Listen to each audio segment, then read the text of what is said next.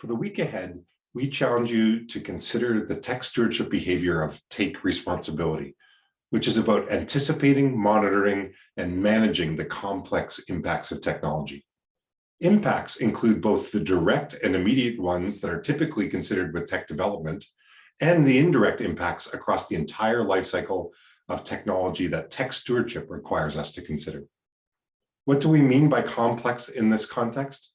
Well, complex systems are ones in which the relationship between cause and effect aren't readily apparent, and wherein the actions of actors within the system are continually altering the system itself.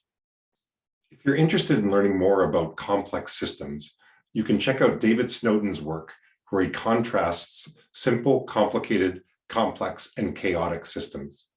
When it comes to taking responsibility, the challenge is to realize the best of both tech development's emphasis on action and tech stewardship's emphasis on reflection in order to realize the promise of technology.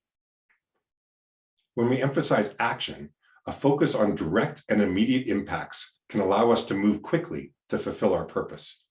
This is a good and important outcome. Unfortunately, the world is currently full of examples of overemphasizing action to the neglect of critical reflection. When this happens, our emphasis on action results in negative consequences or missed potential opportunities for good. The podcast Should This Exist chronicles many stories of individuals who were involved in the early stages of developing new transformative technologies. With hindsight, these innovators lament the full impacts that they failed to anticipate and help mitigate. Conversely, when we emphasize reflecting, we can carefully consider the complex and longer-term impacts. Doing so allows us to identify unintended consequences and non-obvious opportunities. Practicing the behavior of take responsibility helps us find both-end opportunities that continue to achieve the action benefits of tech development while also unlocking the reflection benefits of tech stewardship. Common should we do it arguments are rooted in the precautionary principle, which emphasizes caution, pausing, and reflecting before leaping into new innovations that may prove disastrous. Whereas can we do it arguments tend to be based around the cost of missed opportunities or benefits if we do not take action. For example, a new DNA editing technology called gene drive allows us to change the DNA of an entire species in the wild. In regulating this technology, should we do it based arguments will rightfully center around the magnitude of the potential unintended consequences with such a powerful and self-replicating technology. On the flip side, if we embrace can we do it thinking, we might point to the potential for this technology to tackle big important challenges like curing malaria by altering the DNA of mosquitoes in the wild. Someone might argue, given the negative impacts of malaria, if we have the ability to do something, wouldn't it be irresponsible of us not to act? Finding the right path forward in such instances is certainly not trivial, but it helps to consider a wide range of perspectives and values. There are also cases of overemphasizing the reflection of tech stewardship to the point of neglecting the interconnected tech development emphasis on action. In such cases, our exploration of the complexity of potential impacts is overwhelming and results in paralysis and inaction. For example, let's take driverless car technology. A government might want to wait to see if the benefits of driverless cars do indeed eclipse all the unknown risks and downsides before allowing them on the streets. However, such a delay will also limit the innovation of new offerings that could improve accessibility within the transportation system.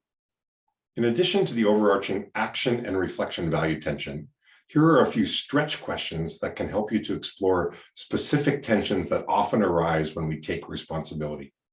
How are we actively solving identified problems and critically reflecting to avoid unintended impacts? A great approach here is to engage a diverse group of people to imagine a range of worst-case scenarios. One powerful tool for this is a pre-mortem exercise, which is the hypothetical opposite of a post-mortem, wherein you brainstorm negative impacts of failures before they happen, as opposed to after the effect. How are we addressing today's challenges and mitigating risks across the entire life cycle? To support this, consider the 7th generation principle, which is based on an ancient Haudenosaunee philosophy that the decisions we make today should result in a sustainable world 7 generations into the future.